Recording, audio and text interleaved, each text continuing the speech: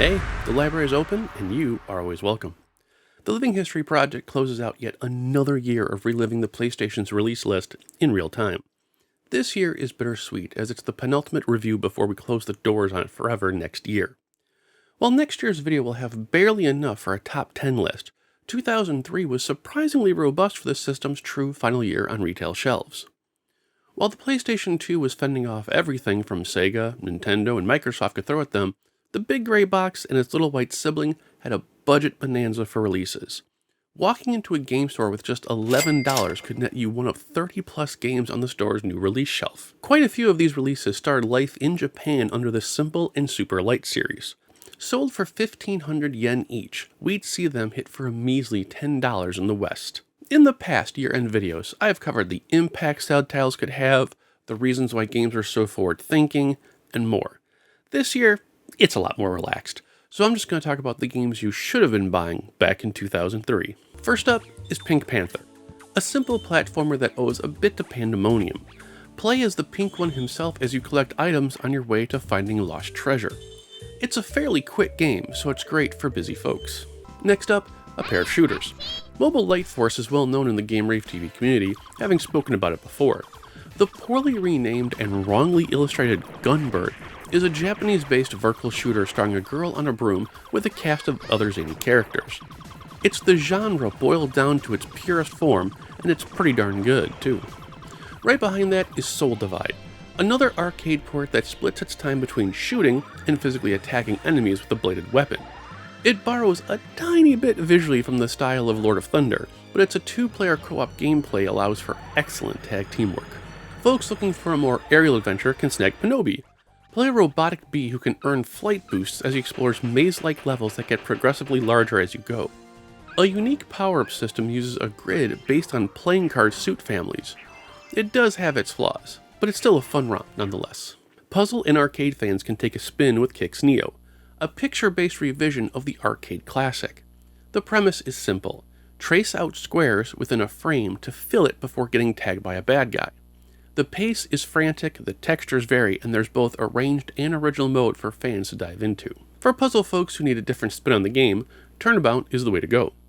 A twist, quite literally, on the matching piece genre. Players will need to twist the playfield to match up colored balls to their corresponding squares. The game turns sinister the further you go in, adding in more colors, moving black pieces, and other devious traps to prevent you in your quest.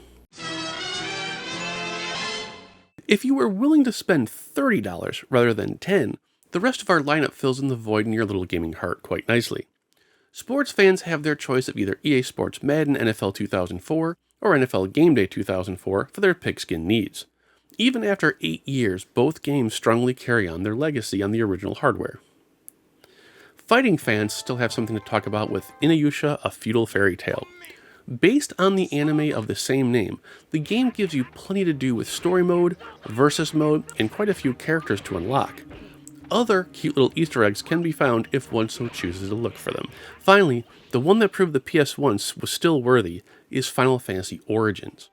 Released as two separate games in Japan, the US version pulls together remakes, if not remasters, of the original Final Fantasy I and the previously never released in America Final Fantasy II.